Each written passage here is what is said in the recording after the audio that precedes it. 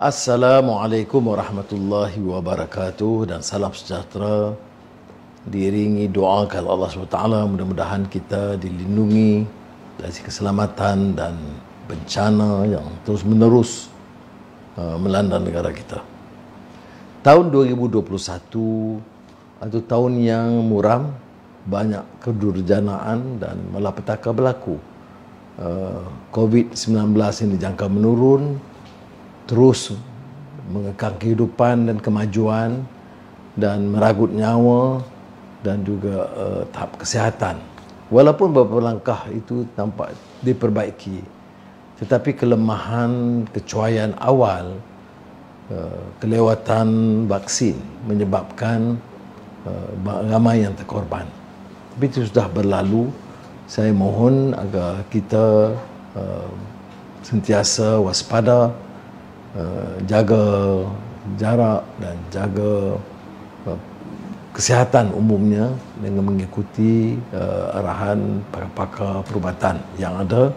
Di samping mendoakan kepada Allah Subhanahu Wa Taala, mudah-mudahan semua kita itu afiah, dan arti kata kesihatan badan dan kesegaran, keimanan dan pemikiran. Kemudian baru-baru ini rakyat sekali lagi dikejutkan dengan bencana alam, banjir di kawasan-kawasan yang tidak diduga sebelumnya. Ya, kita terima ini sebagai manusia dengan kesabaran, ujian daripada Allah SWT. Yang kita pertikai adalah pimpinan negara, pimpinan politik yang cuai dalam memikul amanah. Sehingga sekarang bangkit soal mengapa tidak diserah kepada tentera dan polis dan bomba dari awal. Mengapa berlaku kelewatan sehingga meragut nyawa dan adalah kesusahan yang besar. Itu pun sampai sekarang masih lagi pemimpin-pemimpin dengan protokol, dengan adegan wayang-wayang dan drama. Kita tak suruh menteri pergi cuci selut dan sampah. Ya, kita faham. Tapi kalau dijalankan tugas dia, salurkan bantuan, luluskan peruntukan, pastikan semua agensi kerajaan itu bertindak pantas menjaga. Itu tugas menteri. Ya, tak perlu dengan wayang-wayang menarik. Jadi itu yang menyebabkan sampai sekarang ya berlaku pelbagai kepincangan, kedudukan Majlis Keselamatan Negeri Selangor terombang-ambing, dan sekarang mantan Ketua Polis Negara mengatakan patut diserahkan. Memang betul, kalau pengalaman saya dalam kerajaan dulu, bila ada bencana atau malapetaka begini, dia tidak ada keupayaan. Orang politik itu memberikan pengarahan, persetujuan, dan tentera dan polis mengambil alih. Ramai yang dalam media sosial juga menegur dan mengkritik tentera. Saya tidak bersetuju. Ya. Saya ada pengalaman di Seri Muda, naik lori tentera dan menuju ke tempat kawasan flat B40 atau kalangan miskin. Dan saya lihat tentera itu bekerja bertungkus lumus untuk menyelesaikan tanggungjawab dia. Jadi kalau dia ada arahan awal, dia datang awal. Karena tentera tidak boleh masuk sewenang-wenang dalam kawasan tanpa mengikuti pengarahan dan keputusan Majlis Keselamatan Negara yang dipengusikan oleh Perdana Menteri. Begitu juga saya lihat umpamanya semangat rakyat itu luar biasa. Di masjid, di surau, dibawa jamaah orang Islam dan bukan Islam dalam pertimbangan kemanusiaan. Saya pergi ke Gurdwara Sikh, begitu juga menyediakan makanan untuk puluhan ribu rakyat daripada semua kaum dan agama. Ada Tunsi, kumpulan dari China, dari Ipoh, 3,000 sukarelawan turun, puluhan ribu mahasiswa. Tidak semua punya kemahiran dan kepakaran media sosial. saya lihat dari parti juga, ya, pelbagai pertubuhan politik juga, ya, anak-anak di keadilan, ya, yang turun membantu. Dan saya fikir ini bukan untuk cari helah politik dan untuk menang dari segi media sosial, tetapi kalau puluhan ribu mahasiswa turun itu tidak pun tercatat dalam media sosial, tetapi saya lihat mereka bekerja dengan ikhlas. Jadi, tetapi ia tidak melepaskan tanggungjawab kerajaan. Kita lihat umpamanya dengan kemarahan rakyat membantu itu seolah-olah telah mengalahkan keupayaan kerajaan yang ternyata perlahan dan lembab.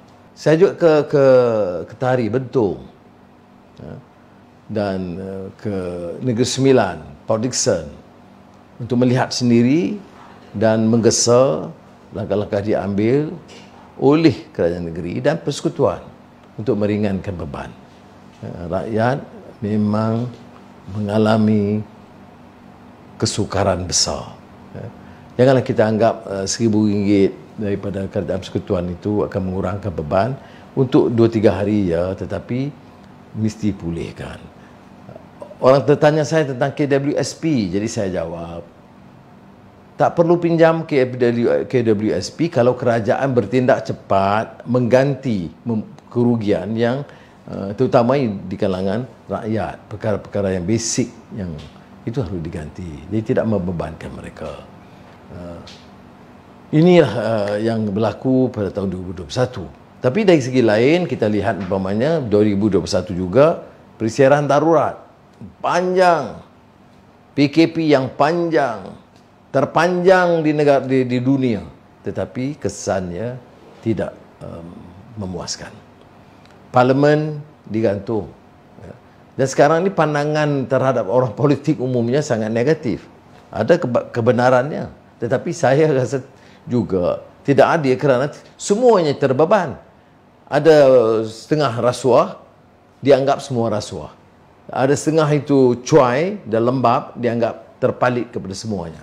Tapi tidak begitu sebenarnya. Kerana kita nak gunakan ruang di parlimen itu untuk meminta kerajaan balik ikut garisan, ikut peraturan negara hukum. Kalau tidak, sewenang-wenang sekali lagi, ya, seperti mana DNB, ya, yang akan mencecah 20 bilion ringgit. Sekarang ini belanja sesuka hati dan kita bimbang mengulangi masalah yang dihadapi oleh negara dengan hutang piutang lebih dari 30 bilion ringgit sekarang, 1MDB dan sekarang DNB. Masa saya mula keluarkan kisah 1MDB 2012, 2010 begitu, ya, itu ramai yang mengecam. Tidak ada alasan, tidak munasabah. Dan masa kempen 2013 tu semua jadi belah sana. Tetapi 3 tahun kemudian mula hebah. Dan sekarang kita lihat bagaimana kecelaruan dan kerugian kepada negara, bukan pada orang yang merancang. DNB pun begitu kalau kita tidak waspada daripada sekarang. Jadi kita harap 2022 ini tentu kita mendoakan yang lebih baik. Tapi kita jangan harus patah hati, ya, ataupun rasa lemah. Ya. Kita insya-Allah kita dapat harungi, kerana kadang-kadang Allah mengizinkan dalam keadaan keributan ini akan bangkit rakyat, menyelamatkan negara kita, ya, terutama kalangan miskin. COVID-19, siapakah yang paling terkesan? Golongan miskin. Banjir, memang banyak kategori terkesan, tetapi yang kalau saya lihat umpamanya di Selangor, di Sepahang, di Negeri Sembilan, yang paling ramai terkesan itu golongan miskin. Bila kita lihat masalah banjir, ya, ada sependapat mengatakan ya dari ujian dari Allah Taala. Ini kata work of nature, ya. Ada kebenarannya. Tapi kalau kita lihat pembalakan dan pengaliran air deras dari bukit. Dulu di Jerai, kemudian di Pahang, kemudian di Jelebu. Ini semua ada kaitan dengan fasad dan ketamakan manusia. Sebab itu, masa di Pahang, saya katakan syarikat bala ini juga harus memikul sebahagian tanggungjawab meringankan beban rakyat. Dan ini ada kaitan dengan perubahan alam sekitar atau persekitaran. Yang kadang-kadang dinafikan, tak ada kesan. Tak betul. Dia pertama bila kita membawa kerusakan kepada bumi, maka hukum alam itu menyebabkan malapetaka menimpa kita. Yang kedua, soal infrastruktur. Kadang parit tak dikorek, sungai tak didalami, benteng tak dibuat. Kita nak selamatkan wang, kadang-kadang wang tidak cukup. Tetapi akibatnya sekarang, bilion ringgit rugi. Kerana kecuaian kita. Itu harus memberikan peringatan kepada kita. Masa depan ini juga ditentukan oleh anak muda. Dan seperti mana saya tekankan secara tuntas, yang punyai kegigihan, semangat, idealisme.